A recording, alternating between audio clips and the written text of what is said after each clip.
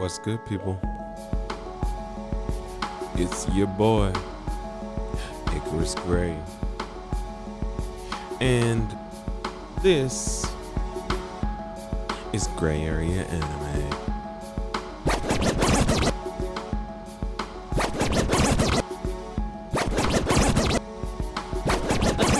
Okay. All right. Please. And if you haven't guessed already, this is Anime Rewind Samurai Champloo, episode 7. A risky racket. What is that sound? Risky it is. This anime is very interesting. Because what I think I gathered from this episode and a lot of what we're going to break down is I think what they're doing is basically when modern times or modern practices come into conflict with traditional people. So what I mean to say is in a lot of these different instances, for instance, I think episodes 3 and 4 were connected by traditionalism. The traditional mafia versus the newer mafia. The last episode before this one was about, sexuality and acceptance, so to speak, and modernized relations between nations. Yeah. Nations in general, in terms of Germany and Japan. Yeah. And this episode is about, to me,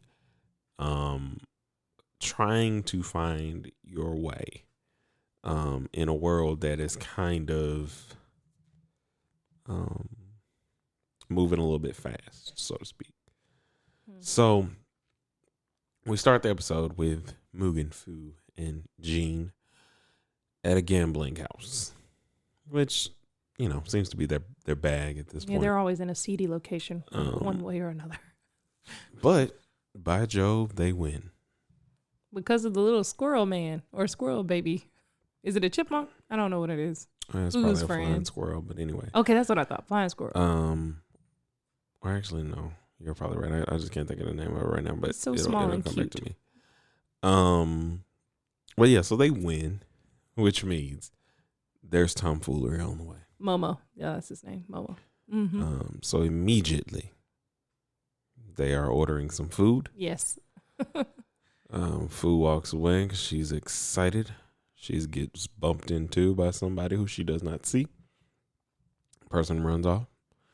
It's time to pay, which I don't understand why in this regard they didn't have to pay before the food orders was were made. Yeah. That's just really cruel. That's cruel. It is the no, more you put the food in the face, it's smelling good, and then you ask for the money. Yeah, because you're not gonna you may sell that, but that's a made or order. you could have just waited till after. They would have been washing dishes, but still, it's made order.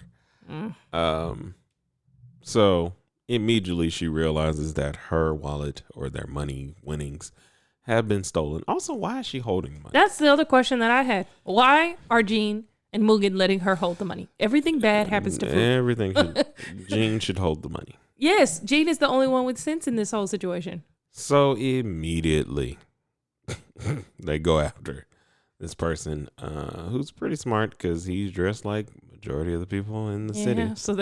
So Jean follows somebody. Scares somebody half to death. He realizes it's not him. Mugen, however, beats the crap out of a group of people who are not him, and he's like, "What are you doing?" In an alley, because that's where Mugen likes to beat people. And Fu's like, "What are you doing? What are you doing? This is barbaric. No. What are you doing? Don't do this. Please don't do this." Oh gosh. No, she's not that animated. She's like, "What are you doing, dummy?" Beating up innocent people. So, of course, our heroic trio is not going to find who they're looking for. Then we meet unnamed thugs. Yeah, 3 numbskulls. Who are getting a lesson on how they should hold something important. That's valuable. You need to act like you don't have anything important so people don't steal what's important. To which the guy then bumps them and steals what's important from the guy giving the lesson. Mm-hmm. To which she immediately realizes, the boss will cut all my fingers off if I don't get back. What do you think it was? I have a couple. I mean, it's cocaine. I think it was opium. It's opioid. Yeah, you're right. White powder in a brick form. Which leads to thoughts that I have on this episode. I will save for later. Back to you, sir. No. These are end of the episode, final thoughts kind of thoughts. Back to you, honey. Okay. So there's at this point, like, of course, he has that idiot moment of like, oh my God, we gotta find the guy. And of course, this kid, like, he goes to his friend. His fence friend. And just goes to a person he knows. We all have that one friend who knows a little bit more about the underworld happenings or goings on. The dark web. Yeah, I mean, not as that's more anyway. The point is they're all the same to me. The back alleys. Anyway. So he immediately, and that's my favorite word, because it's like these people don't even wait. It's not like they give you a chance to kind of like, I'm going to find a way to maybe work in that I'm working you over. So what he hands him is this mysterious white substance. He has a lot of it, or at least he has a lot more of it than what he thought, which they never show it explicitly. I mean, they show the top of like a brick, and it's a white brick. There's only one. Well, even then, he showed him a small, like he put a small piece of it on a little. Well, and he licked his finger. I know what he was doing. No, I was just saying. I just realized that like that was the other like indicator of what was in the little thing was that he licked his finger. And he basically told him, "You don't know what to do with this. Let me handle it. But if I handle it, let's split it. You get 30%. I'm gonna get 70, which is what I'm talking about. Like immediately makes it just like you can't warm somebody up for that, or at least try to explain it better. And I mean, he then just hits him with the, well, you don't know what to do with it. You know this is illegal, which kind of puts the pressure in the sense that it's like, if you don't give me 70, I can just tell on you. And I mean, that's not what he's saying, but that's just that skeevy feeling of like, this place isn't for you, man. I mean, it's dangerous out here. But I'm saying 70-30, that is really hardcore, especially since it seems like he knew why he was doing it. Well, for lack of a better term, that's just rape. That's just rape. That's what it is. No, there's completely utter abuse. Mm-hmm. So at this point, I think we not flash forward, but the next scene is at a home that they just kicked the door in. Yeah, and I actually think that might have happened like right before he met up with his friend. They were at the house looking for him. Well, yeah, he hadn't gotten home yet. And so they kicked the door in. Mugen kicks the door in. Because kick any door that's in. How he rolls. Said, "Hey, yo, where he at though? Got a kid?" No, that's not how it went. That is what he said. He's like, "Is there a kid that lives? Like, is there a young man that lives here?" And basically, in translation, you got a kid. Like, unless you have the full dialogue in front of you, what I say goes. Okay, honey. Then you got to. I have a great memory, but you're right. I just think it's funny your way of like, retelling these stories. It's very amazing. You got a kid. Okay, you got a kid. That's what she said. And what did she say? No one lives here but me. I'm sick and old. Is that what she said, or is that what you saw? She said I'm sick and old. Okay. And so again, like I said, until you can print out the full you know what? It doesn't matter. You read the listeners are supposed to watch for themselves anyways. So go for it. Just print it out. Go forth. All right. Sick and old. Okay. So after that happens, they leave and they're like, well, all right. Hey, let's split up. We're going to leave you here And if you see him, talking to Fu, just let us know. So, of course, Fu sees him. Because we've learned nothing from the past few episodes where Fu has been left alone and things have happened. And, but, I mean, she sees him having a conversation with his mom. The sick old woman. And his name is, I guess we should say this now, is, so far into the episode, is Shishuke. No. Shishke. Nope. Shishke? No. Shinsuke. Shinsuke. That's what it was. I forgot Shinsuke. I was about to say. I forgot the end. Okay. That's fine. No. You butcher way more names. I'm just saying the way you shame me. But it's fine. It's fine. By capita. No, it doesn't matter. Per capita. No. Any mess up is shameful. You should experience your shame. Hey, listen. Feel it. Hey. Feel it. Okay. Moving on. Now that I know this is what we're doing. You could learn. I'm just saying. You could have been kind. No, you show me no kindness. That's why I'm going to ramp it up. Why? You might as well just continue on with your normal. I'm going to get back to telling the people the story. Back to you, Icarus. Bickering with you about the fact that the next time you mess up a name, I'm going to be extra petty about it. Okay. You didn't even have to go that far. You could have been kind. Why? Why do I have to be kind? Well, one of us has to be the bigger person. And it's never you. And maybe I would have been like, you know what? No, you would have. I'm not going to be like, I can't take your eye. You take my eye back and then you want me to be this like. This is a great moment. Listeners, go back and listen to the other episodes and tell me how many times Icarus was kind to me. You just report on that and how many times I was kind to Icarus, okay? Let's do this. Come back next week with some more fun, okay? Or we can do this. Let's play a game. Go to how many times she messes up a name. No. We're not talking about that. We're talking about kindness right now. We're not talking about messing up names because I've admitted my guilt. Shinsuke is talking to his mom about just her day and kind of wants her to be well. She's sick and old, as I said before. Mm-hmm. That's her name, sick and old. And because they don't give these characters name, they give the main character that they're going to be interacting with a name and maybe a boss or somebody, but don't nobody have time for they don't give out names. Mostly because it's just more of a, like I said, these are timepieces more than like you need to remember a lot of these people. But anyway, I feel like you're gonna remember. So she's talking to him and he's like, I'm out here working hard, and she said, you're not as parents know, you're not out there doing something that you wouldn't be able to look your parents in the eye, are you? And of course, he says no to then immediately look away. Mm-hmm. Like I said, everything is instant. I keep using immediately because it's not even like sometimes you want to have just a moment of like thought and then you just do the thing. What? Right off the bat. Okay. Well, your mother says to you, are you doing something shameful that you can't look people in the eyes? I'm going to look you in the eye for the rest of the conversation, and then as soon as I get outside, I'm going to look away. Are you that shrewd? I'm asking you. I'm asking you, Icarus. Are you that shrewd? What I'm saying is, if you're gonna do something less like, but I mean, I think that shows more of his character. Like I know that's something that you see, but I think it also tells a lot about that person as an individual. I mean, he's a kid trying to make money. He's very young trying to do this, and also he doesn't. You can tell he doesn't really like that he's doing it. He just feels obligated. We'll get to another aspect of this episode that I also think was very in the background, but like was blatantly obvious. Okay, and maybe what you're gonna say is like in line with what I was thinking too. So I look forward to that. They move forward.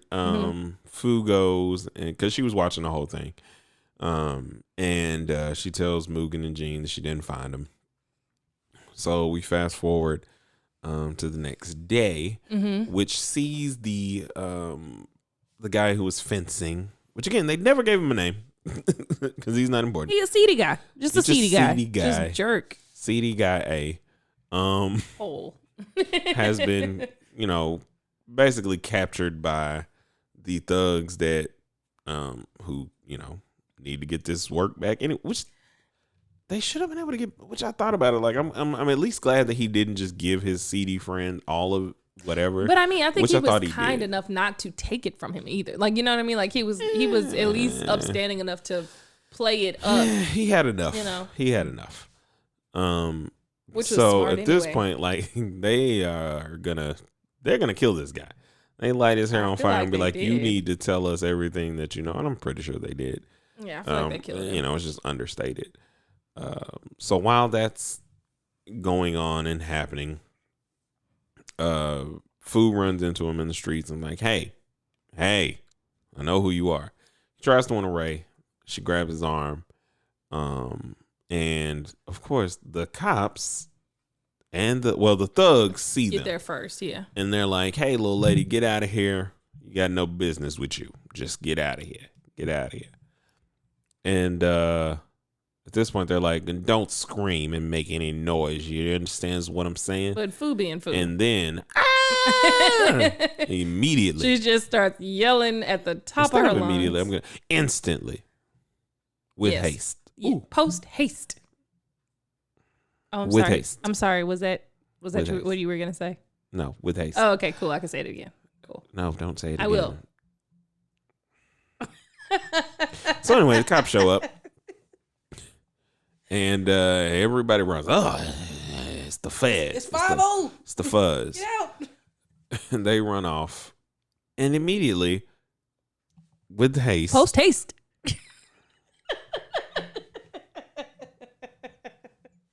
I wasn't gonna do it, but you made me. No, okay, go ahead. I don't make you do anything. I felt compelled. Nah, that's more tuned. Okay. They break yeah. off. They break out running. So here's the thing. He could be smart. Shinsuke, you've done nothing. There's a girl screaming, and you have run off with her. No, hold on. He looks guilty. He didn't do that yet. No, I'm saying when they first dispersed, she was screaming. He grabbed her arm and left. No. That made him look guilty to me. You're running through the neighborhood. What actually happened is she screams. The cops turn. The guys ran off. Then they ask, "What's going on here?" They were already running, is what I'm saying. They had not started running yet. Okay. It doesn't matter. No. It's fine. No. She screams. They say, "What's going on here?" And then he runs. Yes. And then they're chasing, and then they're like, "What is going on? Right. What is going on?" But maybe what you said in terms of the I'm with you. I'm saying they're like, "What's going on?" So, when they do this again, I understand he's not a criminal. No, he's not. But all you have to do is say they don't know that you have anything on you. Because all you have to do is say, hey, those guys, like you could say anything. You know, they're city guys. They ran away. They were pressing me for money or whatever the case may be. Mm-hmm. Another small thing to note before this day. So the nighttime he had gone, or sometime during today or this day and the day before, he goes to see his doctor, or the doctor that is helping his mom. They do not show the doctor's face. The doctor tells him that there's medicine that can help her. I'm doing all I can for her. And you would need 100 times more in terms of money to be able to do anything, to get some medicine that would really help her. That would actually cure her. Yeah. What he's giving her now is just to get her by. So it's at this point that subtly in my mind, he's the drug dealer. He's the boss. Don't show his face. He says he's trying to run a business, and it's just the general fact. Like, if you were a regular character who has no importance whatsoever, like, there's no, like, they don't give people names in a lot of different ways. But they show their faces. It's more of a pharmaceutical aspect of modernized things. 100 times more. Like, I understand, but he's still paying you whatever money it is that he has. And it's just kind of the things that he said, I'm trying to run a business here. And he had like a smirk on his face at some point. But anyway, this was before we ran off. So now we're back to if you're following along or watching along, we're back to them running away from the cops. To which Shinsuke, again, all you gotta do when you're innocent and you know you're innocent, because he literally done. But he's not nothing. Though. He's not innocent. What I'm saying is he's literally done nothing at this point. Those guys can't go to the cops and say he stole a brick off us. But I mean, for that character though, I think again, he's young, for him, and he's not a criminal mastermind. He doesn't know. He's not experienced in the ways of law or crime, so he wouldn't think, "Oh, I'm innocent. I should be able to just say this." He's gonna think like a guilty child would. I did do something wrong at some point, and they're likely gonna figure it out if I stop. So let me keep digging this hole deeper. And to dig the hole deeper, he pulls a knife and takes Fu as hostage. Who doesn't fight him? Because she was with him the whole time, and she's talked to his mom, and she'd actually eaten with his mom by this point because his mom thinks that Fu's his girlfriend. Mm-hmm. She visited the mom at one point when he was out. So this is all wild, all the stuff, but it's just, again, this is why you watch. I'm just hitting the bullets. I know. I'm just clarifying for the people listening. That's who I was talking to. Oh. That's what. Okay. I got your back. I understand. So full blown hostage situation. Yes, with no cell phones or negotiators. I'm just saying. I was thinking about how hard this must be. He's stuck in the house with this girl. The cops didn't surround him. And they ain't got no negotiator. I be sometimes wanting to give some great jokes or movie references that get swallowed. I didn't know that's what you were going to. You were thinking the same thing, honey. Oh, that makes me feel good inside. I'm glad something makes you feel good and happy. I'm glad that the ruining of all my timing and jokes. I'm so sorry. It's only not a ruining because you found some satisfaction in, You're right. in yourself. I apologize. Like, it's just the most, like, you are the most, like. I'm the ruiner. I understand. I'm sorry. I'm happy with myself. Therefore, there is nothing. Can you tell it now? No, I really want to know what it was. So I'm sure ruined. I'll tell you off air so that way you can have your own self-satisfaction for this episode. I guess. Anyway, things escalate way too quickly. And this is all just it's in tow with the series because I think they escalate things in such a way to where it's like somebody got to die is what it always feels like. Like it goes from we could have talked this out to nah, somebody gonna die. Yeah. So it's a full blown, and it's such a strange standoff given the time period because they could literally like this. It's not like now. Yeah. These houses are probably very sturdy, but they're not like indestructible locked doors and things. Yeah. It's like wood that's locking the door, which for the time is very strong. But there's a lot of shoji type doors, which is the thin paper like doors is what I'm saying. Yeah. Layman's terms. Thin paper like doors. Basically what I'm saying is there should be no way they're able to just like sit in there as long as they do. Mm-hmm. Especially when it's 10-1. And I mean, I understand hostage situation. You want the person to live. Anyway, so fast forward. The henchmen number 1, 2, and 3 go around the back of the house, which again doing the thing that the makes cops no sense. Probably should have did from the beginning. They break the windows. They were wooden window. This is the other part of it. Like it's not like they had to get some tools. They just used their wooden sandals to break the wooden bar windows to get in. And Fu and Shinsuke, I keep messing his name up, have had a whole conversation about like what is it that you're doing? Like why are you doing this? Which she's the compass again of all things moral. So when she has a conversation, at this point, I don't want her to have a conversation with anybody because whenever she has a conversation with somebody about like, well, I like you or you're cool, they die. I mean, and then we also learn a little bit about food too. So I think that was another cool thing about the conversation is we find out about her parents. That her mom has died and that the probable reason of why she's going to find the samurai who smells of sunflowers is that he is most likely her father or someone who knew her father or something of the like. Hopefully. And she's hope. just telling him like, hey, you can do better. You don't have to do all this stuff. Like, you know, I help you get out of here. I help them lose you. Which at this point, like, I just learned that the cops are trash.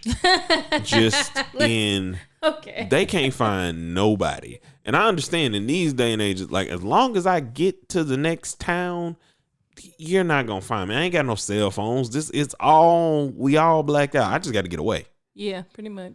So, Mugen and Jean finally show up. Yeah. They see him in the window like, yo! That's the pickpocket. That's the guy I've been looking for. Dude. Yeah. And the cops grab him, to which he's like, hey, let me go. Mugen, because you know Jean is in the background like, I'm not getting involved with this. Like, what are you doing? This isn't the way. So, of course, Mugen breaks free, breaks in, fight breaks out. Everybody's fighting, kung fu fighting. In the powder. Oh, well, before that, it was right as so he comes in there, and basically the brick gets broke open. So it's like a field day it's like the end of Scarface, a mountain of really. It's like the end of Scarface. Like there's a mountain and everybody is high. You know, at least it's subtle. At least the drug, the CD like it, underboss, whatever. I don't know what to call them. The 3 henchmen guys. Yeah, them. They are, trash. You know, like trying to get all this stuff together. Here we go with the red flags. So, Fu looks over to him because she had just told him that I'll distract him, you get away, you know, get out of here. He runs out, and before he runs out, he looks back and he tells her, "Hey, when all this cools down, and if I see you again, I'll pay you back. You know, I appreciate you for what you're doing." She's like, "I'd like to see you again too." He runs off. He's jumping across buildings. The cops run up on him, and he pulls his sword and tells him to go back, and then he was killed right in front of Fu. And given the current climate, you know, just it's a thing. Leave it there. But yeah, so that happens. And it's such a strange, and it's not the conclusion of the episode, but it's the beginning of a conclusion. So, like, the kid was really just trying to do something for his mom. His dad, I believe, had passed, much like her mother, and she wishes that she is just able to have a conversation. He left. I think that's what it was. He left them. Yeah. But, you know, either way. It's just sad. So the next thing that happens is Fu, because of her sense of duty, goes to the mom's house, and she's about to leave because she was like, you know, I don't have to say anything. She opens the door, and the mom, you know, catches her before she leaves and is like, well, is there anything where is he? Kind of thing. Mm-hmm. You know, I haven't seen him in a couple days. And she's like, oh, no, he's fine. He'll be home soon. And like I said earlier, moms know, parents know. And she just goes, he's gone, isn't he? Or he's dead, isn't he? To which she finally says, yeah. And then, you know, she said, well, I knew he was out here doing some bad and dirty stuff. And Fu corrects her and said, no, he was a good kid. Yeah. And that's the end of the episode. Like, you know, and it's such a strange thing, I think, that they created. Like I said, it's about just these modern things. Like, without him trying to get a job and them thinking like, it's just a young dumb kid, and that's what he felt like. They didn't know a lot about what I could do or anything, and feeling like he had no other options to get this money. You got doctors who, in those kind of towns, you can work with me in these kind of settings. So that's why, again, I said I feel like he had to have been a big boss. But that's the episode currently. You had a big revelation breakdown or more time to revel in your own happiness. I had final thoughts about it. I'm sorry for reveling in my own happiness. Because I do think because like you said, it is a combination of like a commentary on modern times. There was a lot of, if I'm looking at it from like a literary or like a critical point of view, there was a lot of statements that they made in this episode. I mean, just like you said, it was very much kind of like this systematic, almost what is it, a school to prison pipeline situation. That is all I felt watching this whole situation. I mean, it felt very much like a commentary on not just modern times and maybe Japan, but like the Black experience. Because for me, looking at the pharmaceutical dude, that to me was very much about the pharmaceutical system or medical system that isn't about, if you don't have the money, they're not trying to heal you. Not to say that there aren't good doctors or good situations out there. They're just trying to keep you alive. So, to help you get by. And then you have all of this happening to this young boy who is lost for opportunities. He is trying to get a job. He tries to do it the legitimate way. No one wants to give him an opportunity. So he has to do what? Resort to the street. He resorts to a street in a world that he does not understand, doesn't really want to be a part of. And obviously his mother and his, as his support means well and wants better for his life, but she's dying and can't do anything. So you have this very... Like, I love that this anime gives you, it's not really for you to watch and feel better. It's for you to watch and evaluate yourself and your life and the world system that we live in. Because, I mean... And I forgot about one important line that Shinsuke's mom says to Fu. And she basically says, at his age, and again, like you said earlier, the parallels between this and the Black experience, he shouldn't have to take care of us. To take care of us, we should be taking care of him. Exactly. And that's oftentimes not that's those opportunities were taken from him, not because of anything that he did, but just because of where and when he was born. It had nothing to do with his personal, situation. And he's, and so that's the reason why I felt this episode was so impactful and so heartbreaking, because you have the juxtaposition of the medicine that he needs to save his mother's life, and then the brick. So you have two pharmaceutical industries going at the same time: the street farms and the legitimate ones.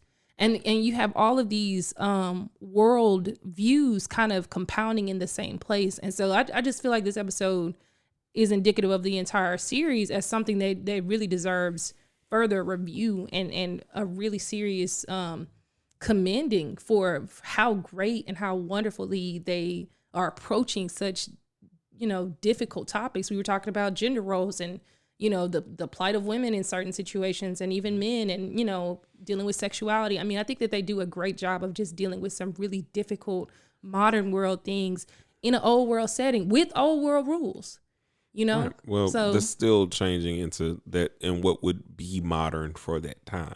Yeah. The last thing I'll say just in general about the episode and the feelings about it is you have to think about, and as I was saying earlier, the current landscape of everything that happens. So he's already a pickpocket at the beginning of this episode. That's what he has to do, or what he feels he has to do, given the current situation. So he already has a certain look upon him. Yeah. By most people. And he's probably been doing it for a while, or whatever the case may be. He's also not really from that area. Like, he's from the area, but it's the way they propose a lot of these different things in terms of like the fact that Mugen, Jean, and Fu could stay in the stables, says a lot about the country living, and the fact that these places aren't millions of people. Yeah. It's like your small towns or whatever the case may be. So he's small town kid, basically, with these small town ideas of like, I can make this money this way. Being presented with the pharmaceuticals, like you said, the juxtaposition of I'm not that person. So I trust somebody in that sense. Like, I'll take 30% of what is guaranteed, what is already 100% profit for me, because this ain't mine. I stole this. Right. I will take 30% just to be able to make a standing. Yeah. What's often articulated in a lot of these mediums, and especially like through these episodes for me, this is the only commentary I'll have, and I don't care if it offends. these mediums always articulate what's real. Therefore, it is difficult for me to ever believe that there is no understanding. It's just a rationalization mentally that the life imitates, or art imitates life. Yeah. Or art imitates life. Yeah. And that's true. You don't pull from sources that don't exist. Yeah. And that's very apparent in this episode, and it's just eloquently done. Like I said, they are showing a microcosm of what it is in modern times and what that transition is when you're going through, like, again, introducing opioids to where gangs and things used to police things differently. And even in this one, where now you have this, and it's like, when you're introduced with something that you don't really know what to do with, that morally makes you feel different, that young person takes it because they see a fast, quick, easy way of making money. Yeah, without understanding consequences. And they just do that really well. Because Yeah. I think that's the whole thing, and using hip hop as the connecting point of these things that have happened throughout time since the beginning of time, bro. To everyone. Been going on. Essentially. Yeah. You know, the introduction of drugs and the drug trade and so on and so forth. I think the samurai aspect of it. I mean, I know a lot of times people, I've heard people compare samurais to cowboys and the way that they handled it. But I very much felt watching this episode that they were the gangsters, like that they were like the samurais, and the way that people and families have to deal with their sons deciding to become samurais. You either have the cops, or you have the streets, you have the mercenaries, or you know what I mean? There was always this level of samurais affiliation. To me currently are the last of a dying breed. So samurais would be more of a vigilante sheriff for the most part, in terms of the honor system. Yeah, then you get into these thugs that are different, because the samurai and all the samurai that have been mentioned have an honor code in them. Yes. Some way, shape, form, or fashion. But anyway, I digress. It was a good episode. Please watch the episode. Thoughtful. Like I said, at this point, it's starting to get into the meat of it, because they're going to have to ramp it up, because we only have 6 more episodes. So please watch with us. And if you have any comments or anything like that, be sure to leave them with us and do your thing. All right. If you would like to get in touch with us, you are more than welcome to do so by hitting us up on Instagram and on Facebook at Gray Area Anime. You can also tweet us at Gray Area Anime 1, and you can email us at grayareaanime@gmail.com. Thank you, guys. We'll see you next time. A 1 and a 2, and peace.